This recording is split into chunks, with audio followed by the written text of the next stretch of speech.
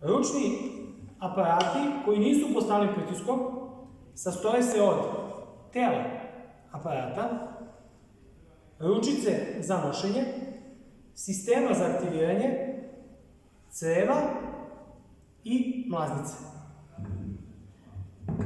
Na samom aparatu imamo uputstvo na kome možemo da vidimo slovnu oznaku S, što označava prah. Pored toga se nalazi i količina praha koji je unutra, odnosno 12 kg u ovom slučaju. Imamo uputstvo i požare koje možemo da gasimo, B, C i E.